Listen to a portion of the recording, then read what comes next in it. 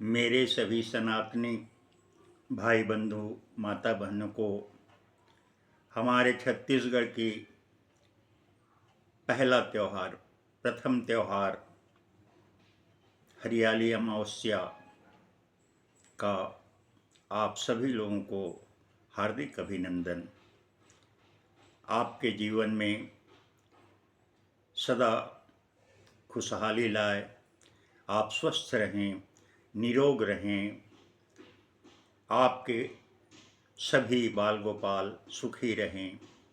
इसी शुभकामना के साथ आपको मैं इस हमारे पारंपरिक त्यौहार हरियाली अमावस्या के संबंध में कुछ दो टुक बातें बताना चाह रहा हूँ। मेरा आप लोगों से आग्रह है कि आप इसे अवश्य सुनें। बोलिए श्री हनुमंतलाल भगवान की जय। मेरे सज्जनों, हरियाली अमावस्या का हमारे जीवन में बहुत अधिक महत्व है।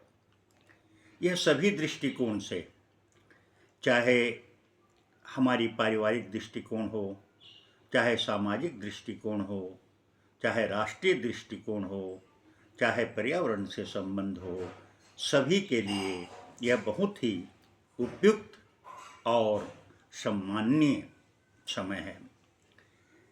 मेरे सज्जनों, ऐसा शास्त्रों में वर्णित है कि आज के दिन यदि आप अपने पितरों को शांत करना चाहते हैं, पितरों के शांति के लिए आप स्नान, दान, तर्पण, पिंडदान आदि कर सकते हैं। ऐसा करने का प्रावधान है। इससे आपके पितर जो हैं वे आनंदित होंगे और आपको आशीर्वाद देंगे। मेरे सज्जनों,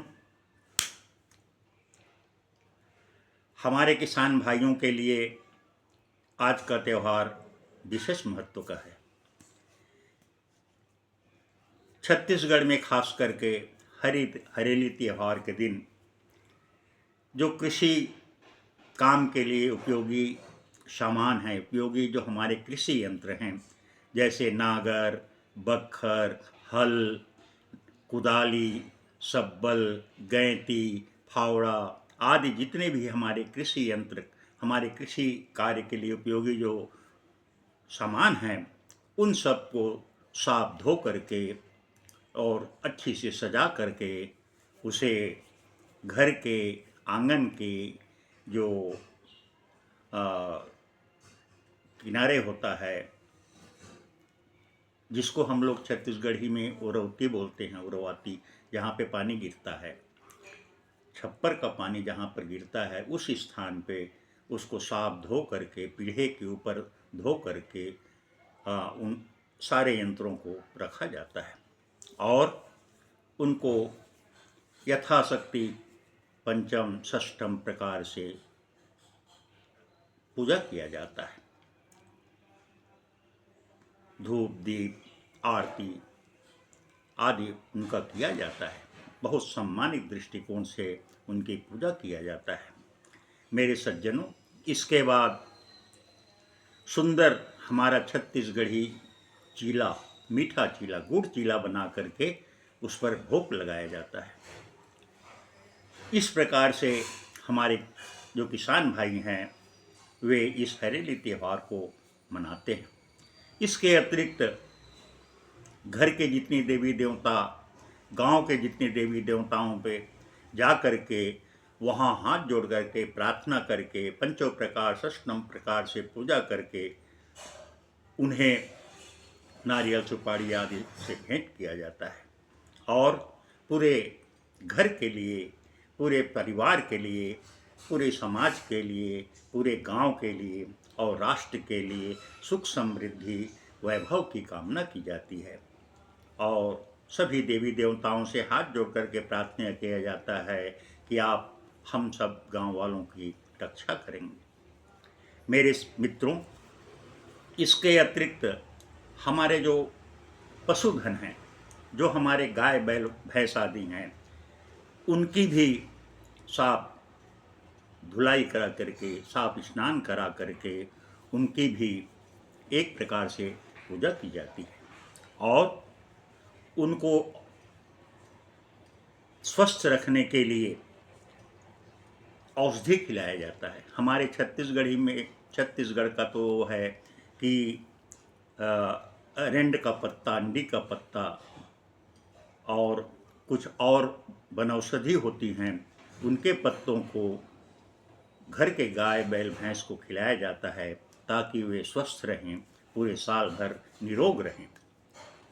मेरे सज्जनों, इसके अतिरिक्त ये तो हो गया किसान भाइयों के लिए। हमारे बच्चों के लिए, हमारे युवाओं के लिए इस त्यौहार का एक विशेष महत्व है। आज के दिन बांस से बने हुए गेड़ी बनाया जाता है। एक लंबी 2 लकड़ी रहती है, उसके किनारे पे पैर रखने के लिए एक जगह बना करके उसको रस्सी से बांधा जाता है, जिस पे पैर रखते हैं और दोनों हाथ में पकड़ करके उसमें पैर रख करके गेड़ी जैसा चलते हैं। तो हमारे बच्चे बहुत लालायित रहते हैं कि हरेली का त्यौहार कब आए और हमारे माता पिता हमारे लिए गेड़ी बनवाएं, हम चढ़ेंगे। युवाओं में तो खास करके इसका उत्साह रहता है। आज के दिन गाँवों में गेड़ी दौड़ का भी परंपरा चलता है और बच्चे युवाओं सब उसमें भाग लेते हैं, प्रसन्न होते हैं, उत्साहित रहते हैं और मिठाई खाते हैं, नारियल फोड़ते हैं। बड़े उत्साह के साथ धूमधाम से इस त्यौहार को मनाया जाता है। मेरे सज्जनों, इसके अतिरिक्त पूरी गांव की खुशहाली के लिए गांव का जो बैगा होता है, वे हर घर में जा कर के नीम की पत्ती और सतावर की पत्ती, छोटी छोटी बारीक बारीक पत्ती होती है, जंगल में मिलता है सतावर। जो सतावर हमारे जीवन के लिए भी बहुत फायदेमंद है, बहुत पौष्टिक चीज़ होता है, उसी का पत्ता और कुछ और पत्ता जो गांव के जो बैगा लोग हैं उनकी परंपरा से चला आ रहा है, उनको मालूम है कि कौन से पत्ता उसमें लगाया जाए। तो नीम की पत्ती, सतावर की पत्ती और कुछ और जंगली वनौषधि की पत्ती जो होती है, गांव का बैगा हर घर के दरवाजे पे जा कर के उसको दरवाजे पे खोस देता है, रख देता है, किनारे पे कहीं उसको टांग देता है। इसका अभिप्राय ये है कि इस घर में किसी भी प्रकार की बाहरी बाधाएं, किसी प्रकार की अमंगलिक चीज़ें, किसी प्रकार का कोई नज़र दोष जैसे भूत पिशाच डाकनी शाकनी आदि का यहाँ प्रवेश न हो। इसी कामना के साथ वह बैगा जो है हर घर में जा कर के उस वनौषधि को हर के दरवाजे पे जा कर के, मुख्य दरवाज़ा जो घर का होता है उसमें जा कर के टांग के आता है। उसके बदले घर के लोग उनको कुछ दक्षिणा स्वरूप कोई पैसा, कोई अन्न, कुछ और चीज़ देते हैं, भेंट के स्वरूप उनको देते हैं। मेरे सज्जनों, ये तो रह गई हमारी पारंपरिक बात। हमारी परंपरा वैज्ञानिक दृष्टिकोण से अगर हम देखें तो ये पर्यावरण संतुलन के लिए बहुत ही उत्तम समय है। इस समय यदि आप किसी भी प्रकार का पौधा कहीं पे भी रोपते हैं तो वह पृथ्वी पे अपना जड़ बना लेता है और जल्दी से नहीं मरता, वो पनपता है, बढ़ता है, शीघ्र बढ़ता है। और तो वृक्ष लगाने के लिए यह विशेष समय है। किसी भी प्रकार का वृक्ष आप लगाएं तो इसका विशेष महत्व है। हमारे जो पूर्वज थे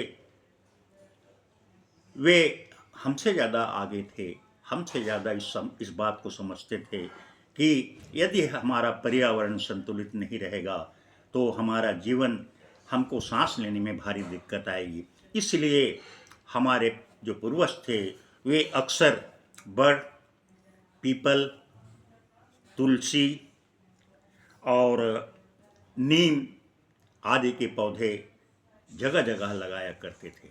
मेरे सज्जनों, आप सब लोगों को विदित होगा कि पीपल का पौधा, बरगद का पौधा, तुलसी का जो बिरवा होता है, ये इतने हमारे जीवन के लिए उपयोगी हैं कि ये करोड़ों करोड़ों रुपए का ऑक्सीजन फैलाते हैं, वातावरण में फैलाते हैं, जिससे हम सांस लेते हैं। जिस ऑक्सीजन की कीमत आपको यदि कभी ज़रूरत पड़ गया अस्पताल में, तो आपको पता चलेगा कि एक सिलेंडर की कीमत आपको कितनी चुकानी पड़ती है। मेरे सज्जनों, दिन में हम लोग कितने न कितने सिलेंडर की ऑक्सीजन प्रकृति से निःशुल्क के रूप में हम उसका उपयोग करते हैं। तो यह जो समय है, जैव विविधता, पर्यावरण संतुलन, शुद्ध ऑक्सीजन देने वाले पौधों का वृक्षारोपण आदि करने का बहुत ही उत्तम समय है। मेरे सज्जनों,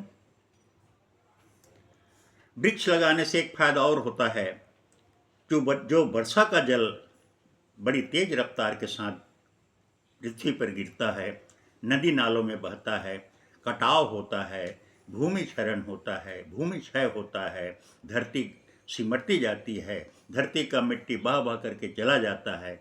यदि हम ऐसे वृक्षों का अगर रोपण करें तो हमारी मृदा संरक्षण जो है वो भी संतुलित होता है। जड़ पकड़ करके मिट्टी को रखता है, इसलिए मिट्टी की बहाव कटाव रुक जाता है। मेरे मित्रों, इस प्रकार से अगर कुल मिलाकर के देखा जाए तो हमारी प्राचीन संस्कृति हमारा धरोहर है, हमारे पर्यावरण का संरक्षण करता है। हमारे जितने उपयोगी तत्व हैं, उन सब में आपस में सामंजस्य, आपस में प्रेम भावना की ये बढ़ावा देता है। इस प्रकार से यह हरियाली अमावस्या हम सनातनी भाई बंधुओं का वर्ष का सबसे प्रथम और प्रमुख त्यौहार है। मेरे मित्रों, मेरा सबसे आग्रह है कि मेरे इस टूटी फूटी भाषा में जो बताया गया है वो मेरे अनुभव का है, मेरे मत अनुसार है। यदि इसमें किसी भी प्रकार का किसी को कोई शंका हो, कोई त्रुटि हो गई हो, तो मैं आप सभी से प्रार्थना करता हूँ कि उस पर आप ध्यान न दीजिएगा। बोले वृंदावन बिहारी लाल की जय।